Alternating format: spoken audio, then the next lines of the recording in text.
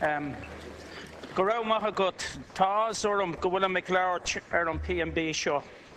Tonight's motion is designed to highlight the dire crisis we have in housing. For 3 years and before, Sinn Féin have been using every opportunity to raise this crisis with the ministers of this government who share responsibility for housing. We have struggled to try to bring home to this government the true scale of this crisis. 89,000 households are on the waiting list, representing well over 100,000 men, women and children. There are at least 5,000 people homeless in this state, with 10,000 people seeking the services of Focus Ireland in 2013. Between 30 and 40 new families become homeless every month in Dublin. Last Wednesday night, 158 people were found sleeping rough on the streets of our capital. Shame on us.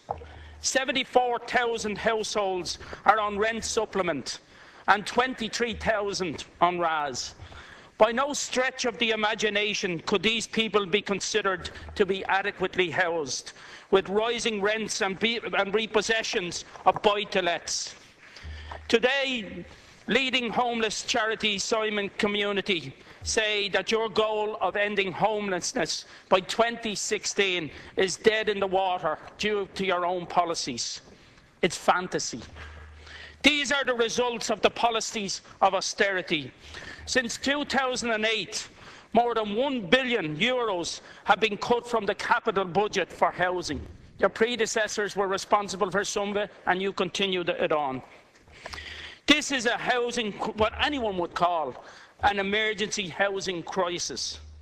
The obvious solution to that crisis is to build housing. That is not to say that this will be easy. It is an expensive solution, and that will require dedication. This government must decide that the social good and the public interest come first. We must put in place solutions to this crisis, and the government must accept that the cost financially in the short term is worth the benefits to our society.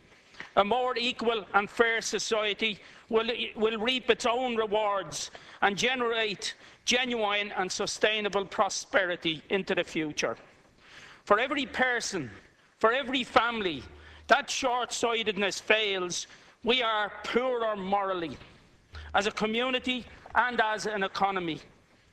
To condemn a child to deprivation or a family to homelessness is far more costly than to give them a home. That is at the heart of what we propose tonight, that a home is a right we cannot afford to deny to our people. These measures are not an attempt to attack the government. Tackling this crisis is far more important than political point scoring. But we are in this position because of failed policies which must be abandoned. The truth is, this government's policy has put more people into homelessness than it has lifted out.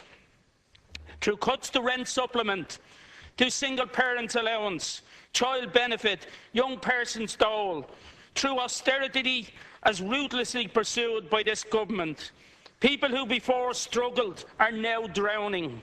People who made ends meet are not fighting to keep their heads above water. But despite it feeling very late to start to really tackle this crisis, it is certainly not too late. I accept that the government have in recent times been more willing to accept that the crisis is just that. But a lot more is required than words. We need real investment and a real commitment. We need houses, and we need them as soon as possible. Our proposals include an additional 6,600 homes, which the state could build through local authorities for social housing. This could be done by a simple legislative change to release €1 billion from the Strategic Investment Fund for social investment. Housing people in quality homes seems like a good strategy worth of investment to me. The construction of these 6,600 homes would recreate thousands of jobs. It would generate increased VAT revenue and income tax revenue. It would increase local authority rent revenues, stabilise private rents by decreasing demand. But most importantly, it would allow 6,600 households to live as people in dignity. If those 6,600 households were taken out of rent supplement to be housed, it would represent a saving of about 148 million over the next 5 years. This is actually a very conservative figure when you consider all of the extra costs involved in not housing people properly for years on end. That said, this investment is not the solution, but part of the solution. It is a step in the right direction. Sinn Féin is under no illusions about the scale of this crisis or how easy it will be to solve, but we have to take the first step, and we feel this investment is it. We also propose a suite of measures which seek to help tenants in the private rental market. 20% of accommodation in this state is rental accommodation.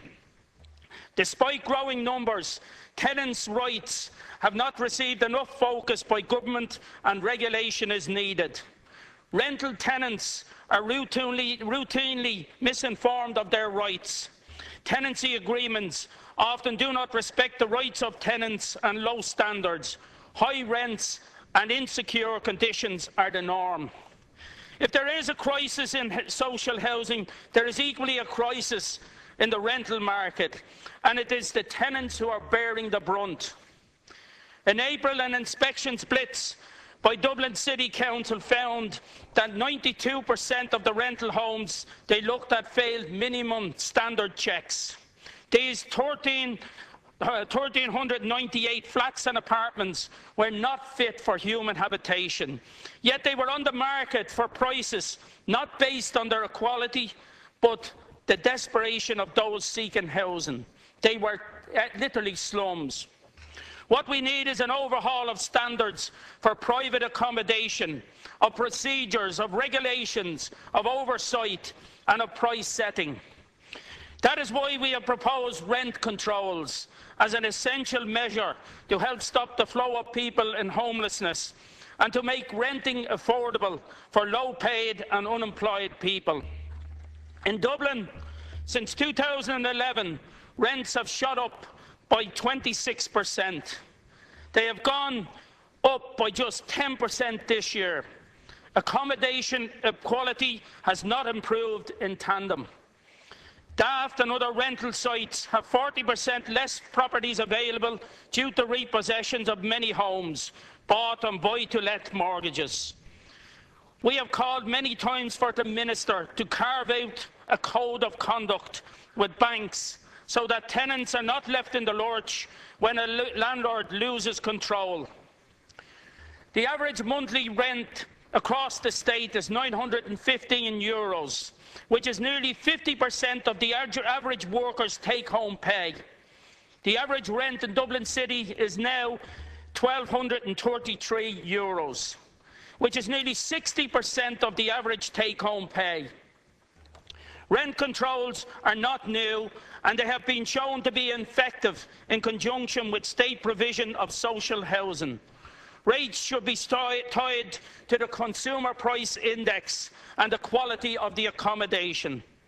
On daft.ie right now, there are utterly substandard rooms, studios and flats being let for extortionate prices.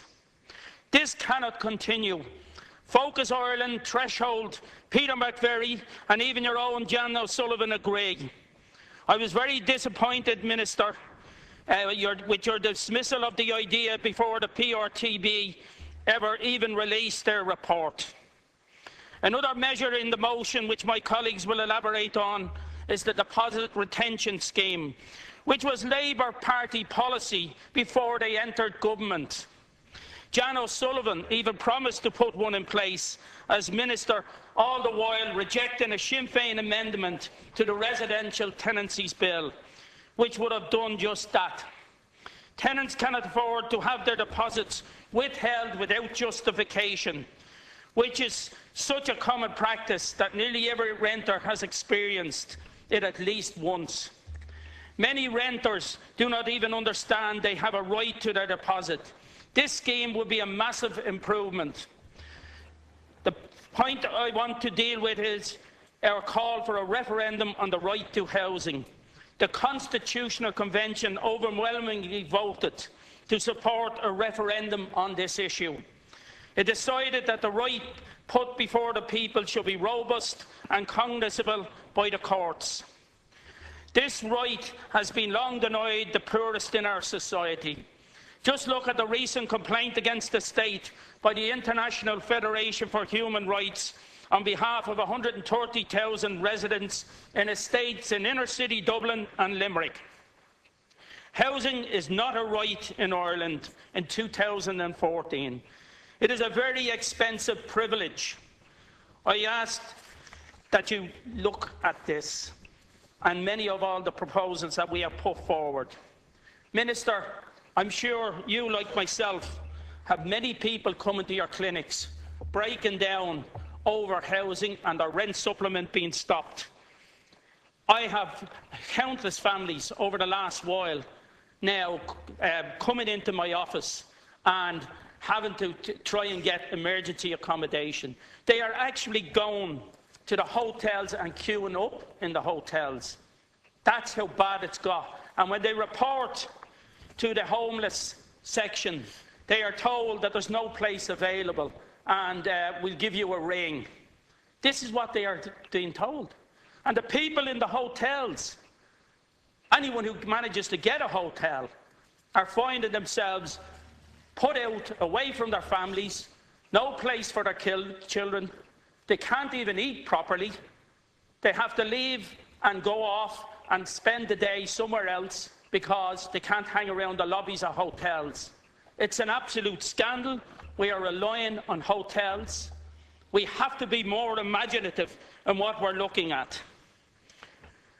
An issue that I had raised, and we had raised in the bill recently under housing, was the issue of HAP.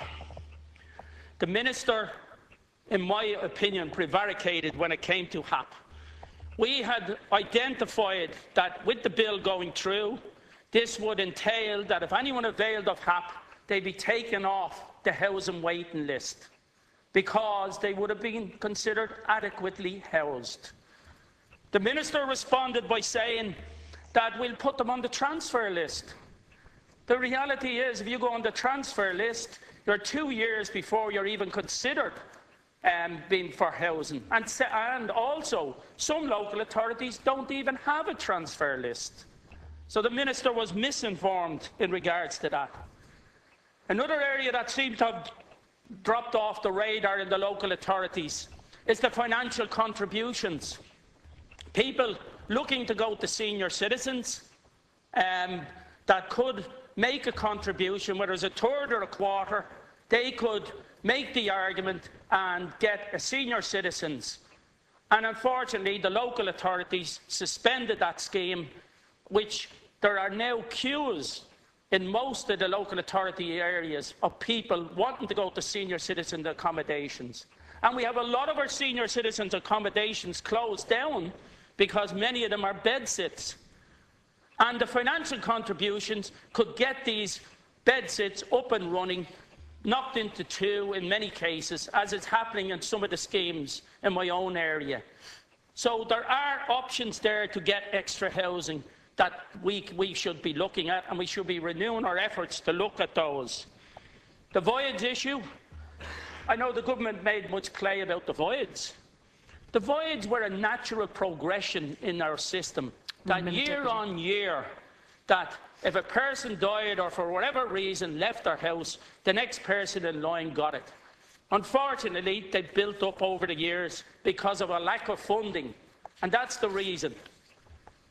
So we need to get that back to where we were. We need to have a situation where there's a roll-on effect when it comes to housing and not be building up our voids. That is essential that we address that. Rental supplement. The landlords, length and breadth of the country, are putting up the prices. and where we were told we can go to threshold or we can do this. But in many cases, people are now ending up homeless or having to look for another rental supplement, which is impossible, particularly in the Dublin area. It's absolutely impossible to get a rental supplement. And that is why we mentioned time out a number about rent controls. And you have refused to introduce rent controls. You even said that we are not going to introduce them. Thank you.